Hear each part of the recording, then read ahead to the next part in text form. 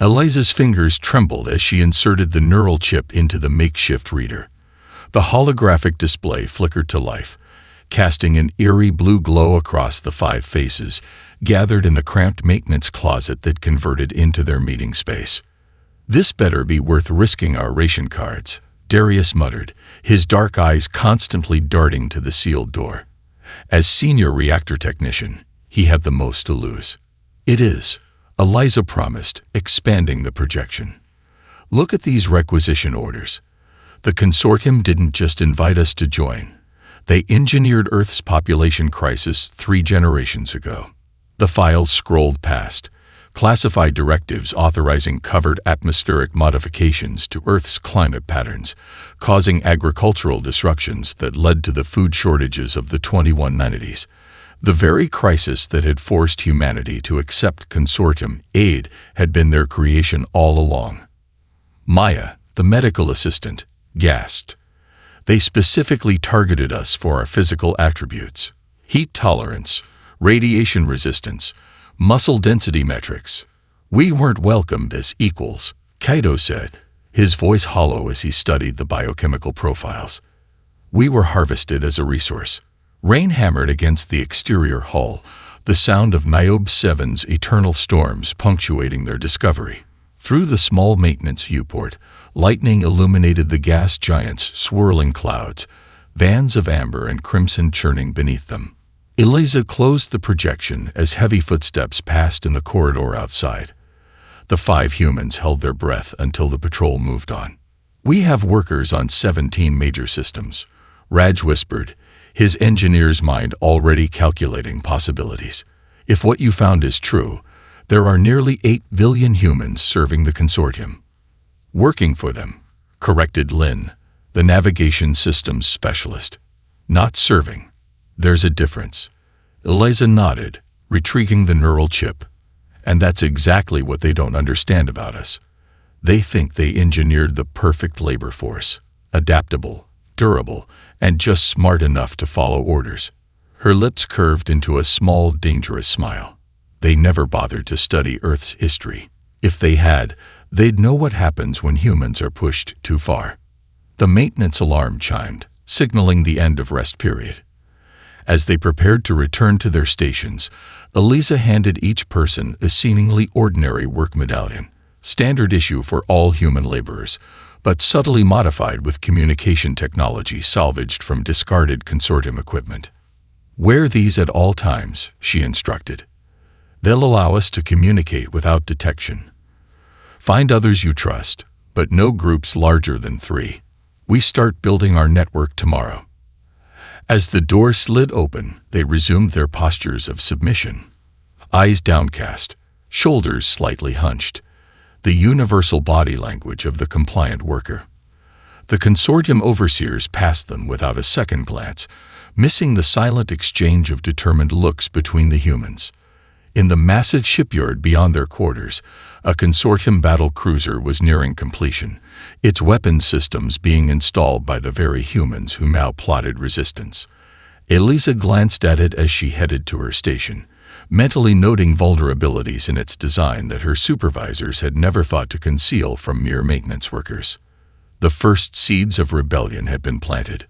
All they needed now was time to grow. Mason watched from the shadows as the guards dragged his brother toward the evaluation chambers.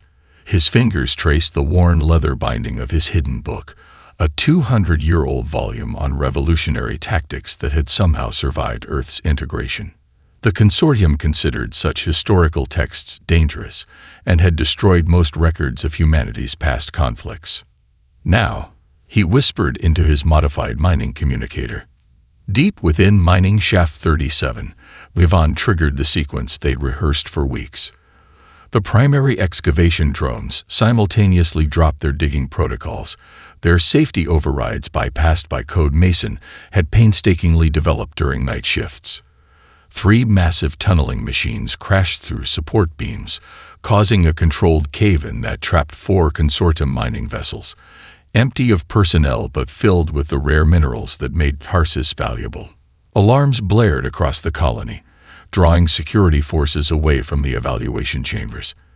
In the confusion, Mason's team of 7 miners slipped through the emergency exit routes, their movements disguised by the billowing crimson dust that gave Tarsus its distinctive atmosphere. "Package secured," came Melinda's voice through the communicator. She had retrieved Mason's brother during the diversion. Mason smiled grimly, watching consortium officials scrambling to address what appeared to be a catastrophic equipment malfunction. "Phase 1 complete," he confirmed. "Begin Phase 2. Across the colony, human workers reported to emergency stations as expected. Perfect compliance masking perfect sabotage. Each repair team subtly altered equipment settings, introducing microscopic flaws that would cause cascading failures in the coming weeks. On Verdant, Sarah Okonkwo moved through the swaying fields of blue-gold grain, her hands brushing the tops of the alien wheat hybrid. The agricultural world supplied nutrition to 17 consortium worlds, its bounty harvested by humans deemed too valuable to include in the new breeding program. "The northeastern quadrant is ready," Lin Wei confirmed, approaching with soil samples. "The molecular alterations are undetectable to standard scanners." Sarah nodded, studying the crops that appeared vibrant and healthy. Only a botanist with her expertise would notice the subtle shift in pigmentation indicating changed nutrient profiles. The modified plants would provide normal nutrition to humans, but would induce a mild digestive discomfort in the primary consortium species. Nothing lethal, but enough to create distraction and inefficiency.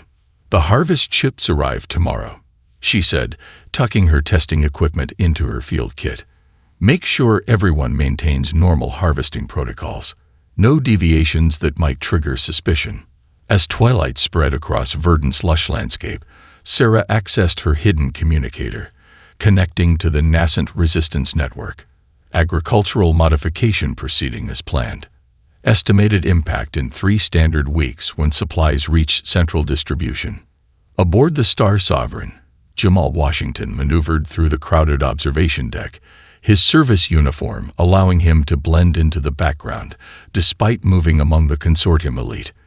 His modified service badge silently captured security protocols from the wealthy passengers' personal devices. "Another refreshment, honored guest?" he asked, bowing slightly to a high-ranking consortium official whose neural implants were currently being scanned by Jamal's badge. "Yes, the blue one," the official replied without looking up, tentacles manipulating a holographic display showing security reports from the Tarsus mining colony. Jamal noted the concern in the official's gestures. News of the equipment failures was spreading faster than expected. He poured the requested drink, his posture perfect, his expression neutral, while absorbing every detail of the classified security briefing displayed before him. "Troubling news from the outer systems," he inquired with just the right amount of respectful disinterest. "Nothing to concern yourself with," the official dismissed. "Just resource allocation adjustments." "Of course, honored one." Jamal bowed again and moved to the next group of passengers, his badge continuing its silent work. By evening's end, he would have access codes to 12 secure consortium communication channels, invaluable intelligence for the growing human network. Dr. Leon Takahashi worked with methodical precision, his fingers connecting microscopic circuits in the cramped maintenance closet. The Helion research station hummed around him, its prestigious laboratories just 2 levels above, where he had spent 7 years as just another human assistant. The consortium scientists barely acknowledged his presence as he cleaned their equipment and organized their samples, never suspecting he memorized every schematic, formula, and security protocol he encountered. "Final connection established," he murmured, more to himself than the small device. The jury-rigged communicator consisted of salvaged components, a processor from a discarded medical scanner, transmission arrays from obsolete navigation equipment, and power cells from standard worker tablets. Individually unremarkable, together they formed something revolutionary. Leon activated the encryption sequence, watching as status indicators flickered from red to green. Whisperlink was alive, a shadow network hiding within the consortium's own communication infrastructure, using the system's built-in error correction protocols to transmit human messages disguised as routine data fluctuations. A soft beep confirmed the first connection. A mining facility in the Tarsus system. Then another, an agricultural center on Verdant. Within minutes, 17 separate signals registered, each representing a human resistance cell. "This is Helion Hub," Leon transmitted. "Whisperlink operational. Commence information sharing. Security protocol Epsilon in effect." His heart raced as responses filtered in. The consortium believe humans incapable of creating such technology. Their neural studies concluded that human brains lacked the processing capacity for advanced encryption. Those studies had examined humans performing rote labor tasks, never considering that the subjects might be deliberately underperforming. A priority message appeared from Niobe 7. Strategic Coordination Online. Eliza Chen assuming command. First operational directive follows. Leon smiled at the name. He had never met Chen, but her reputation had spread through whispered conversations in worker dormitories, a tactical prodigy masquerading as a simple maintenance worker. The closet door slid open unexpectedly. Leon froze as Dr. Xenil, the station's senior xenobiologist, stood framed in the doorway. "Assistant," the tall, multi-eyed scientist said, "I require sample preparation in Laboratory 4. Leon smoothly slid the communicator into a ventilation shaft behind him, his movements appearing as nothing more than a human adjusting position. "Yes, doctor. I was just organizing the cleaning supplies." The scientist's compound eyes briefly scanned the closet before dismissing it. "And Leon, as unimportant. Be quick about it. The director is visiting today." "Of course, doctor." Leon bowed his head in the expected gesture of deference while his mind processed this valuable information. The director rarely left Consortium Prime. His presence would mean increased security, but also access to higher-level communications. As Leon followed Dr. Xenil to the laboratory, his gait exhibited the slightly hunched posture expected of human workers, hiding the straight-backed confidence he felt inside. Through the transparent walls of the laboratory complex, he could see other humans going about their assigned tasks. A maintenance worker adjusting environmental controls. A food service attendant delivering nutrient containers. A sanitation technician cleaning the main corridor. None looked at each other directly, but Leon noted the subtle changes in their movements, slightly more purposeful, marginally more alert. All across the station, humans were receiving their first Whisperlink transmissions through devices hidden in standard-issue worker equipment. The consortium scientists continued their research, oblivious to the invisible network activating around them. A web of human ingenuity connecting workers who had been strategically positioned throughout the galaxy's most critical facilities. Eliza studied the holographic star map hovering before her, 17 critical systems illuminated in soft blue. The converted storage container had once transported reactor parts. Now it served as the nerve center of humanity's resistance. Magnetic clamps kept it anchored to a debris field near Niobe 7's outer ring, invisible to standard scans among the shipyard's discarded materials. "Hyperspace lane disruption confirmed in the Cirrus corridor," reported Miguel, her communications specialist. Consortium supply vessels were routed through secondary channels. "Excellent." Eliza nodded. "That puts additional strain on the Verdant distribution network, which Sarah's team has already compromised."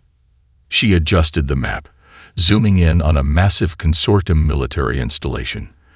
Their strategy relied on cascading systems failures rather than direct confrontation, like a game of cosmic dominoes. The consortium's greatest vulnerability was its own efficiency. Their systems were so interconnected that targeted disruptions created widespread effects. "Update from Helion Station," Miguel said, hand pressed to his earpiece. Dr. Takahashi reports the director's visit is related to agricultural production shortfalls. They're beginning to notice the pattern. Eliza smiled slightly. "Sooner than expected. Have we confirmed our observer in the council chamber?" "Kenji is on service duty today," Miguel confirmed. "His enhanced audio implant should capture everything." The council chamber on Consortium Prime represented the center of galactic power, a place where humans were only permitted as silent servers, practically invisible to the 6 ruling species. That invisibility had become humanity's greatest asset. A proximity alert flashed. Eliza tensed, but Miguel quickly checked the scanners. Routine debris sweep, he confirmed. Passing 2 kilometers from our position. Eliza nodded and returned to the strategic display. What's our status on the Vexari military exercises? Her second-in-command, Darius, approached with a data tablet. Their fleet deployed from Niobe 7 shipyards yesterday. Our maintenance teams adjusted the navigation calibration by 0.03 degrees, subtle enough to pass inspection, but sufficient to cause targeting errors during combat drills. The Vexari admiral will blame the equipment, Eliza predicted. They never suspect human sabotage. Their evolutionary psychology makes them assign blame to equals or superiors, never to those they consider inferior. Her Whisperlink communicator chimed with an emergency signal from Tarsus. Mason's voice came through, tense but controlled. Mining guild inspectors arrived unscheduled, requesting divergent protocol. Eliza thought for only a moment. Activate Contingency 7. Have maintenance report coolant leaks in the primary access corridor. She turned to Darius. Alert our people in Tarsus shipping control. Delay the inspector's return vessel with life support malfunctions. We need to give Mason's team time to adjust. Message sent. Darius confirmed seconds later. The holographic display updated as new information flowed in through Whisperlink. A Linteri diplomatic vessel unexpectedly rerouted. Medical supply shortages on 3 consortium worlds. Manufacturing delays at the Ethan drive yards. They still see these as unconnected incidents, Eliza observed, studying the pattern taking shape. The consortium expects organized resistance to look like direct attacks, acts of violence or sabotage. They don't understand that we're fighting a different kind of war. Miguel looked up from his communications panel. Kenji is in position. Council session beginning. Live transmission incoming. Eliza straightened, her eyes fixed on the display as it shifted to show status indicators from the consortium's ruling chamber. Now we'll learn if the leadership remains united, she said quietly, or if we finally created enough pressure to crack their alliance. Mev Karen's multiple appendages trembled as he navigated deeper into the restricted Earth archives. As senior historian at the Consortium Historical Institute, he had clearance to access sealed records, but never before had he felt such unease while doing so. The holographic display expanded, showing ancient human conflicts in vivid detail. The Battle of Thermopylae, the fall of Constantinople, the strategies of Sun Tzu, guerrilla warfare in countless environments, nuclear standoffs, information warfare. By the ancestral light, he whispered, his vocal sacs pulsing with distress. What he had initially dismissed as primitive violence revealed itself as something far more sophisticated. An unbroken chain of strategic evolution spanning thousands of years. The historian sent an urgent message to the High Council. Encryption set to maximum. Request immediate security assessment. Human historical analysis reveals concerning patterns. On Tarsus, Mason Reynolds led his team through maintenance tunnels that hadn't appeared on official schematics for decades. The consortium weapons depot loomed above them, its security systems focused outward, never downward.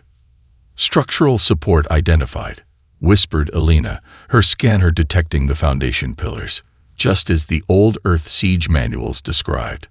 Mason nodded, setting the vibration charges, non-explosive devices that would create resonance patterns in the foundation, weakening key points without triggering alarms. The technique had been perfected during Earth's resource wars of the 2130s, long before consortium contact. Remember, we're not destroying the weapons, Mason reminded his team. We're acquiring them. Precision, not destruction. The humans worked silently, their movements practiced through countless simulations performed during rest periods. Each wore standard mining equipment, repurposed for this operation. Drills modified to cut through security barriers, Scanners recalibrated to detect guard positions. First phase complete.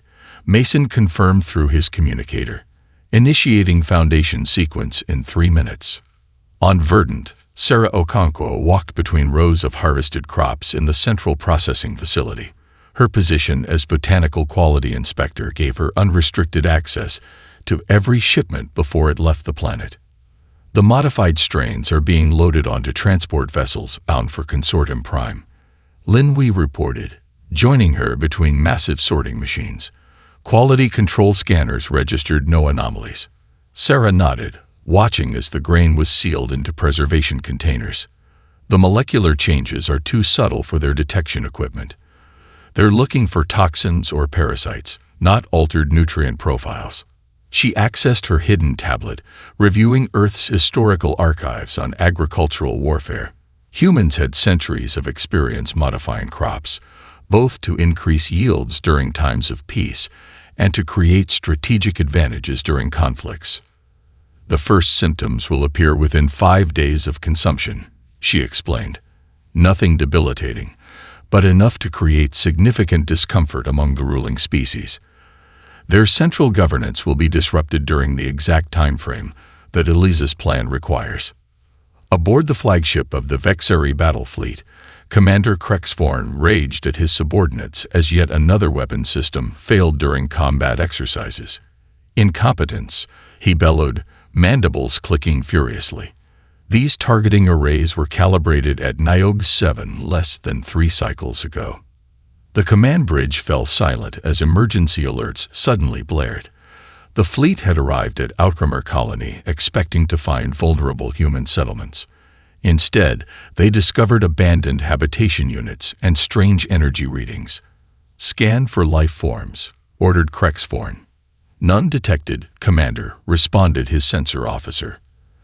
"The humans appear to have evacuated, but our readings detect numerous mechanical anomalies throughout the settlement." The commander hesitated, mandibles twitching with uncertainty. Something about this scenario felt wrong, but he couldn't identify what. His instincts, honed through centuries of Vexeri military tradition, failed to recognize the trap laid by a species whose ancestors had perfected ambush techniques before his kind had achieved spaceflight. "Send in the ground forces," he ordered finally. "Secure the colony." As the transport vessels descended toward the silent human settlement, hidden sensors detected their approach, activating systems that had been painstakingly assembled from repurposed mining equipment by humans who had studied Earth's ancient military history. Dr. Maya Patel hunched over her microscope, eyes burning from 36 consecutive hours without sleep. Around her, the lower laboratory of Empyrean Medical Station had been transformed into a makeshift research center, equipment salvaged from storage units the Consortium had deemed obsolete.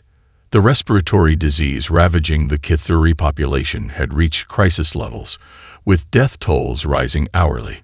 The fern-like species' delicate respiratory filaments provided no natural defense against the pathogen. "Third trial synthesis complete," her assistant Raj whispered, sliding a sample container across the workbench. "Protein stability at 97%. Maya nodded, transferring a droplet to a slide containing Kithuri tissue samples. Through the microscope, she watched the interaction at the cellular level. The synthetic antibodies attached to the pathogen as designed, neutralizing its reproductive capabilities without damaging the host cells. "This is it," she breathed, straightening from the microscope. "Begin production immediately." Within the hour, synthesizers hummed throughout the lowest level of the station, operators working in silent coordination. Humans whose official designations were merely sanitation staff or equipment technicians, but who possessed advanced medical training from Earth institutions. Maya drafted comprehensive documentation explaining the treatment protocol in terms the Consortium medical authorities would understand. She included nothing that would reveal the sophisticated human knowledge behind its development, presenting it instead as a fortunate discovery by loyal workers. When the Kithuri representative arrived, struggling to breathe through his emergency filter, his skepticism was evident in the twitching of his frontal fronds. "You claim a cure," He wheezed, multiple eyes blinking rapidly in distress. Our premier researchers have found nothing. Maya kept her posture appropriately submissive. Not a claim, honored one. A treatment, ready for immediate use. She gestured to the sealed containers on the medical cart, with complete documentation for verification and reproduction. The Kithuri examined the materials, confusion evident in his posture. You expect nothing in return. No recognition. No request for improved status. Maya thought briefly of her family on Earth, of the generations living under consortium control. Everyone deserves to breathe freely, she said simply. We are honored to serve. Across 16 major entertainment districts spanning the consortium's core worlds, the mysterious broadcast appeared simultaneously on public viewing screens. Jamal Washington's Signal Override, a masterpiece of computational infiltration, had succeeded beyond all expectations. The images captured the attention of thousands of aliens going about their daily activities. Human musicians performing complex symphonies on instruments fashioned from salvaged materials. Ancient Earth philosophers debating ethics and governance. Children's choirs singing songs of peace in multiple languages. On a luxury commercial center on Consortium Prime, a group of Linturi paused their shopping, transfixed by a human ballet company performing a piece about oppression and hope. In a busy government district, Vexari officials stood motionless, watching human scientists explain mathematical concepts developed thousands of years before Earth joined the galactic community. The broadcasts lasted exactly 7 minutes, long enough to make an impression, short enough to minimize the chance of signal tracing. When regular programming resumed, the impact remained. In an upscale dining establishment, a Kithuri patron turned to her companion. Were those the same species who clean our waste reclamation systems? The ones we're told lack higher cognitive functions. The question hung in the air, echoed in similar conversations throughout consortium space as certainties began to crumble. On 12 worlds, small gatherings formed in public squares. Some carried improvised signs with questions in multiple languages. Others simply stood in silent protest. Most were not human. They were consortium citizens whose understanding of the galactic order had been shaken by glimpses of a culture they had been told was primitive and unworthy. Eliza studied the quantum network schematic Dr. Takahashi had transmitted. Each connection point highlighted where human technicians had placed their microscopic signal modulators. For months, maintenance workers across thousands of worlds had been installing these devices, barely larger than dust particles, designed to interface with the consortium's communication infrastructure at the quantum level. All sectors report ready status, Miguel confirmed, monitoring the Whisperlink feeds. Final teams in position. Eliza took a deep breath. Operation Looking Glass represented the culmination of all their efforts, the most coordinated human action since the resistance began. If it failed, the consortium would finally recognize the threat and implement countermeasures. There would be no second attempt. Transmit the activation code, she ordered, her voice steady despite the stakes. Authorization, Chen Omega 7. Miguel's fingers danced across the control panel. Signal sent. Modulation commencing. Throughout consortium space, thousands of human workers received the same message through their hidden communicators.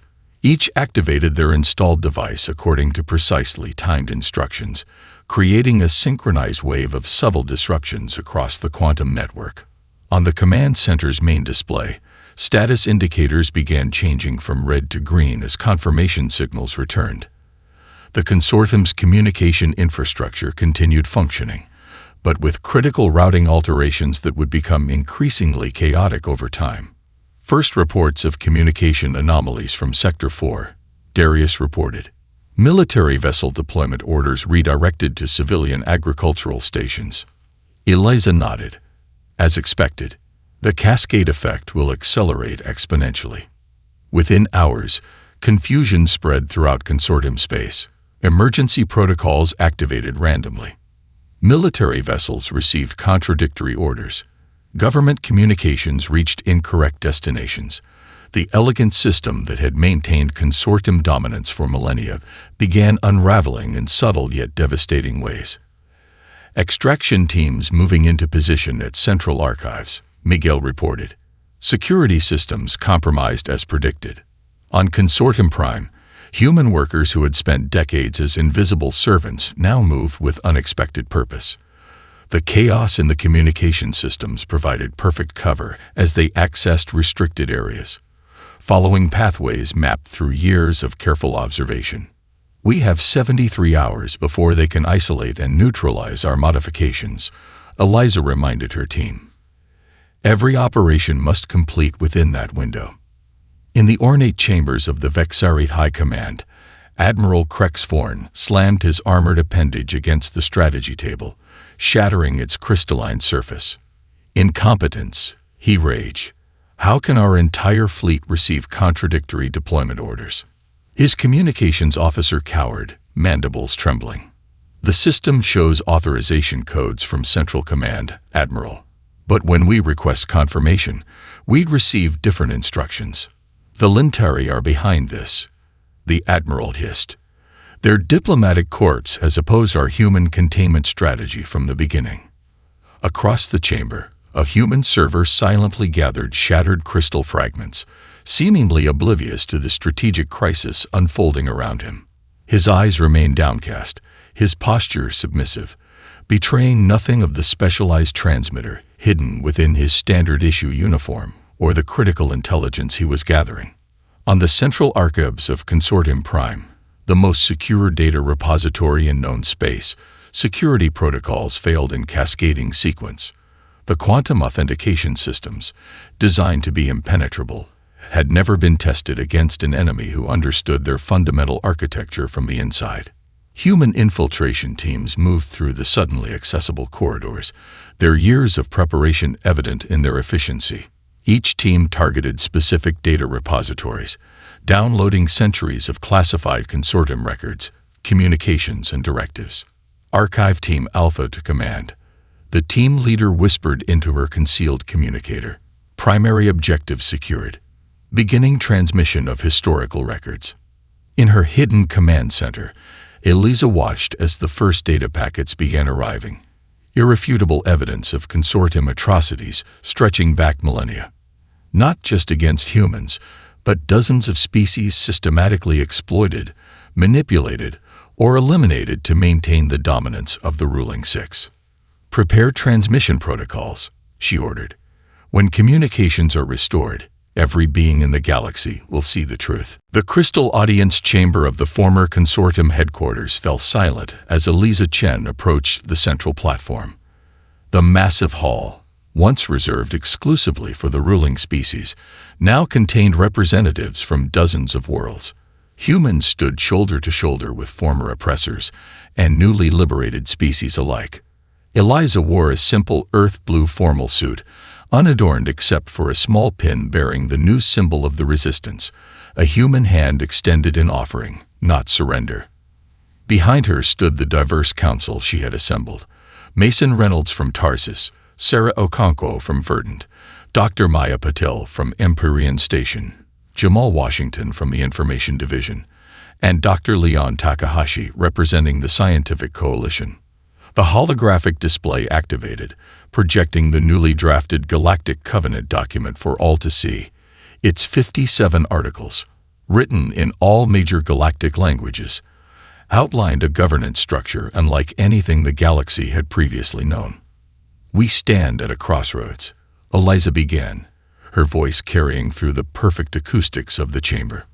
For millennia, the consortium ruled through exploitation and division.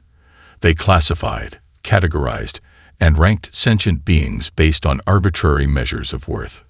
She gestured toward the document hovering above them. This covenant proposes something different, a galactic community built on mutual respect and shared prosperity. As expected, the Vexari delegation reacted immediately. Admiral Krexforn rose to his full imposing height, mandibles clicking in fury. "This is preposterous," he growled, translator rendering his complex pheromonal speech. Humans lack the evolutionary development to propose governance models. Your species still engages in primitive territorial disputes on your own world." Eliza smiled slightly. "It is precisely our imperfect history that qualifies us, Admiral. We have made every mistake possible in governance. We have tried monarchy, oligarchy, democracy, dictatorship, and countless variations. We have waged wars and built peace. Our proposal draws from thousands of years of human trial and error." She turned toward the assembled representatives. "But this is not a human document imposed on others. Every article has been drafted with input from all willing species. Even the Vexari were invited to participate." The Lintari diplomatic contingent shifted forward, their iridescent scales catching the light. "The Vexari speak of evolution," said their lead representative, "yet refuse to evolve beyond dominance thinking. We of the Lintari recognize the wisdom in adaptation." From the Kithuri section, a delegate whose respiratory filaments still showed signs of the recent pandemic stood.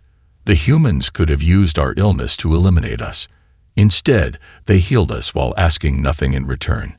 This demonstrates a capacity for ethical governance the consortium never displayed." One by one, representatives from various species expressed their positions, some with enthusiasm, others with cautious support, a few with open skepticism. The debate continued for hours, exactly as Eliza had anticipated. Unlike the consortium's dictates, the covenant would be founded on genuine discourse. As the formal voting process began, Eliza stepped away from the central platform, joining her human colleagues in the observation area. "They're actually debating it," Mason whispered, amazement evident in his voice. "Not just accepting or rejecting." "That's the point," Eliza replied. "The document itself matters less than the process it creates. For the first time, species are engaging as equals." The voting indicators appeared above the chamber, tallying support from each delegation. When the final results materialized, showing overwhelming approval with only the Vexari and 2 minor species in opposition, the chamber erupted in a sound never before heard in that space. Spontaneous, unrestrained applause from dozens of different biological configurations.